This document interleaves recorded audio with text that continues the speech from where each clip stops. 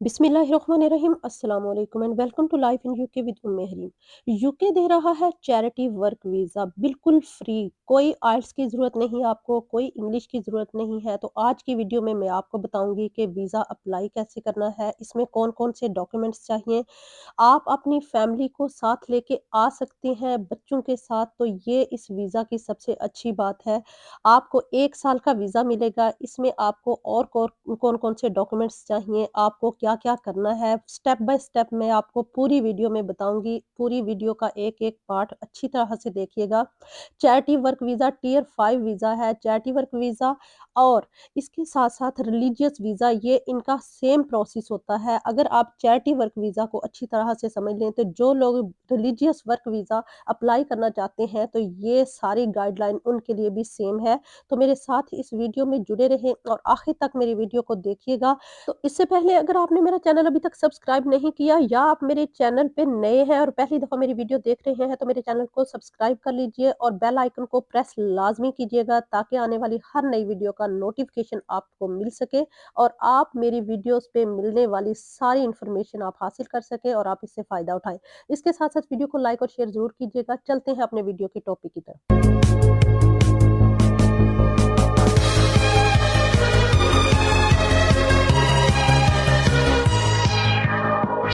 Charity work visa में मैं आपको बताऊँगी सबसे पहले कि ये काम कैसे करता है। बेसिकली चैरिटी वर्क आपको कौन दे सकता है, ये स्पॉन्सरशिप लेटर कौन-कौन सी कंपनीज़ हैं। दूसरे नंबर पे मैं आपको बताऊँगी कि आप अपनी फैमिली को जब साथ लेके आएँगे या आपके अपने कौन-कौन से डॉक्यूमेंट्स लगेंगे।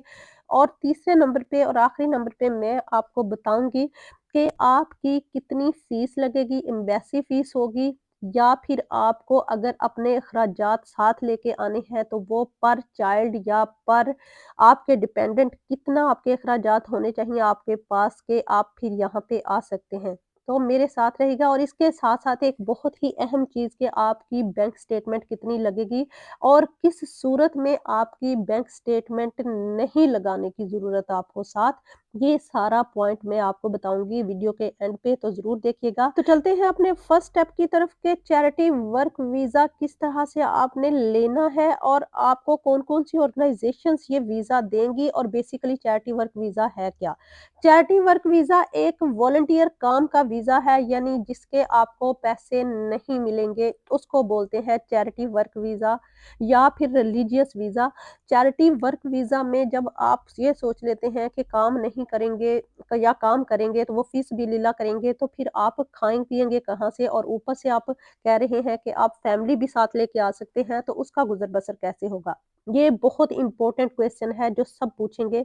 तो इसका जवाब ये है कि जब आप चैरिटी वीज़ा अप्लाई करते हैं और साथ अपने फैमिली को अप्लाई करते हैं, यानी अगर लेडी अप्लाई कर रही हैं, तो उसके हस्बैंड को फुल टाइम वर्क की इजाज़त है, वो कहीं भी कोई भी काम कर सकता है फुल टाइम।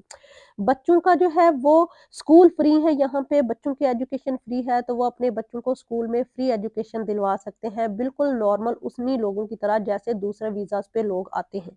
इसके साथ-साथ आपके जो मेन एप्लीकेंट है जिसने ये चैरिटी वीज़ा अप्लाई किया हुआ है, उसको भी इसके अलावा 20 आवर्स यानी 20 घंटे काम की इजाज़त है, लेकिन शर्त ये है कि वो उसी सेक्टर में काम करे जिस चैरिटी वर्क पे वो यहाँ पे वीज़ा लेके आया है। और ये 20 आवर्स उसको विद पे काम की इजाज़त है, यानी उस ऑर्गनाइज़ेशन में भी वो ये काम कर सकता है 20 आवर्स या फिर किसी और एम्प्लॉयर को ढूँढ के किसी और के पास भी जॉब कर सकता है 20 आवर्स।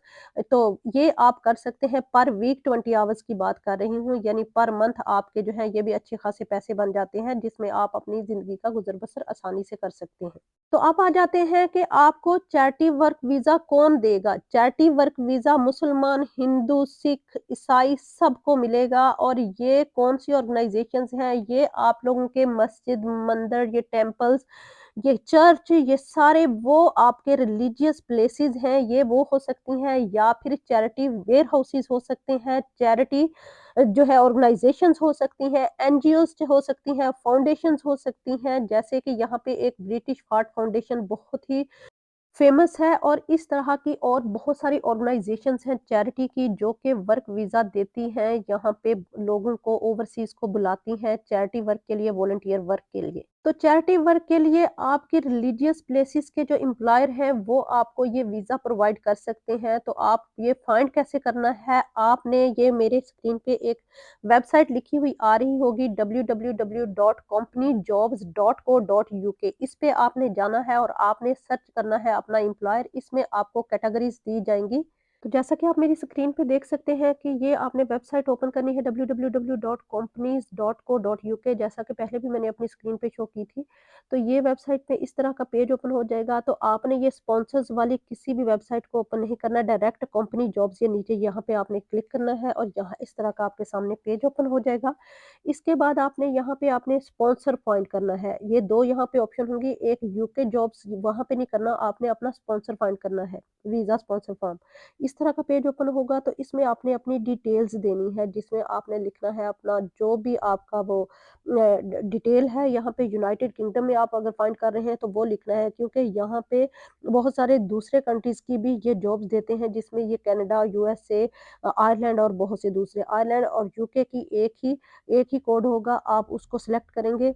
तो ये इस तरह की कोई जॉब्स की इस तरह की ये आपको सिर्फ एक छोटा सा क्लिप दिखा रही हूँ, बाकी सारा आपने इस वेबसाइट को खुद विज़िट करना है और खुद सर्च करना है कि इस पे क्या-क्या है, ठीक है? इसके बाद आपने जो है ये इसको क्लिक कर लिया, जब आपने अपना स्पॉन्सर फाइंड कर लिया, यहाँ पे आपने अपने सीवी ड्रॉप करने हैं। उसके बाद आपने वीज़ा कैसे अप्लाई करना है, उसके बाद जब आपका स्पॉन्सर लेटर आपके हाथ में आ जाता है, तो उसके बाद वीज़ा अप्लाई करने का प्रोसेस क्या है, वो मैं आपको बताती हूँ। मेरे साथ रहिएगा, स्क्रीन शेयर कर रही हूँ।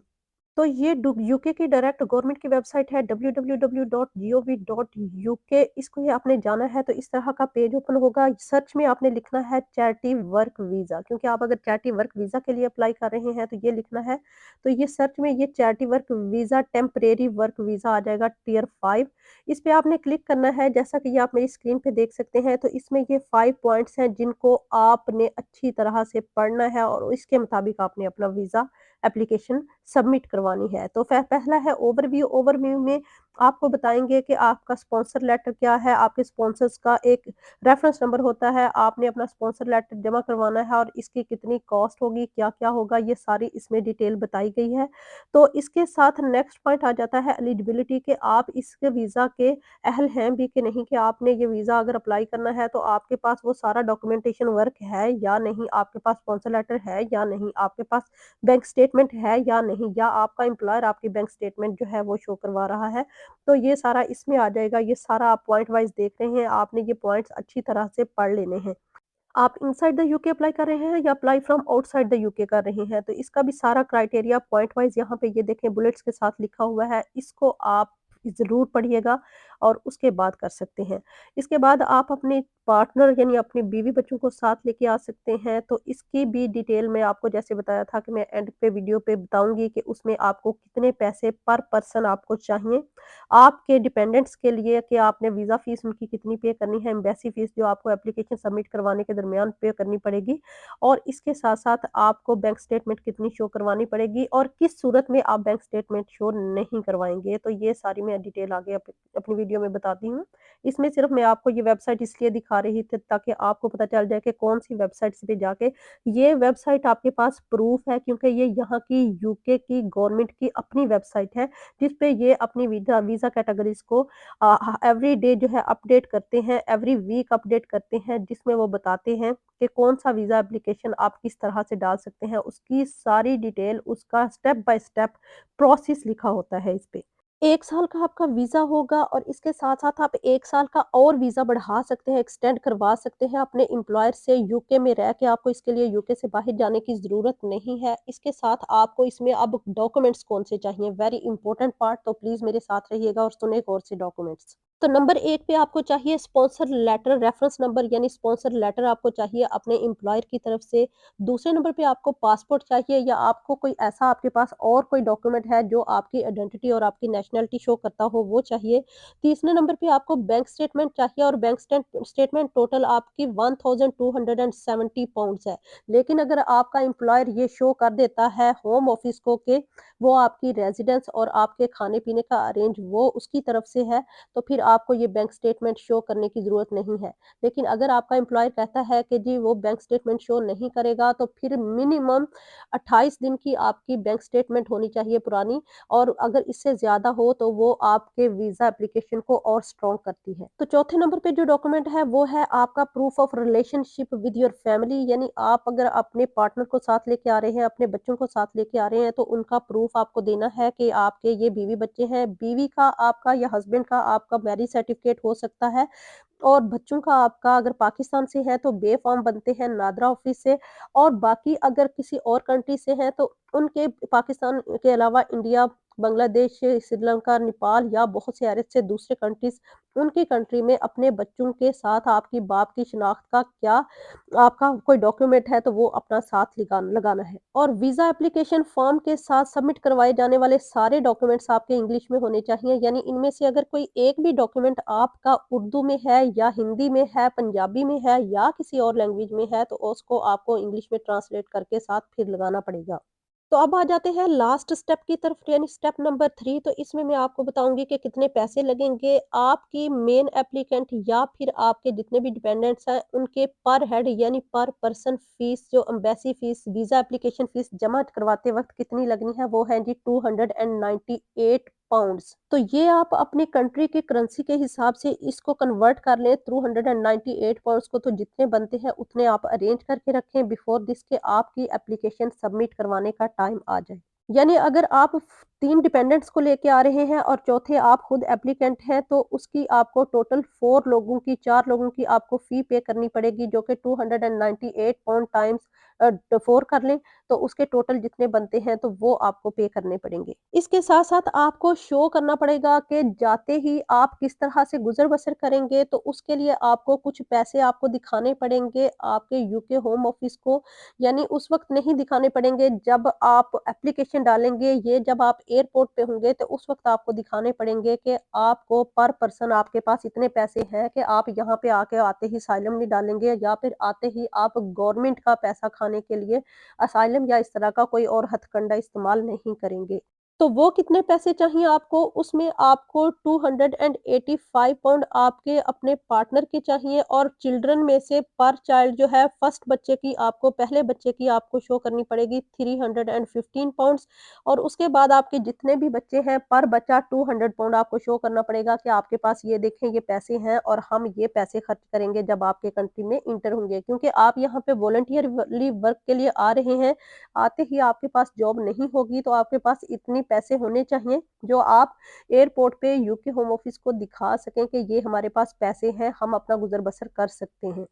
तो बैंक स्टेटमेंट का जैसे मैंने पहले कहा कि वो बैंक स्टेटमेंट अगर आपका एम्प्लॉयर शो करता है तो बेस्ट वेल एंड गुड, अगर नहीं करता तो आपको £1270 की बैंक स्टेटमेंट भी शो करनी पड़ेगी। तो ये है जी मेरी आज की वीडियो, उम्मीद है कि आपको अच्छी लगी होगी। तो अगर आपने मेरा चैनल सब्सक्राइब नहीं किया तो जल्दी से कर लीजिए, वीडियो को लाइक शेयर ज़रूर कीजिएगा, आपकी बड़ी मेहरबानी होगी। तो आप मेरे साथ जुड़े रहिएगा, नेक्स्ट व्लॉग में फिर से लेके आऊँगी बहुत सारी इन्फॉर्मेशन। तब तक के लिए दुआओं में मुझे याद रखिएगा, अपना बहुत सारा ख़्याल रखिएगा। फ़ी अमानिल्लाह।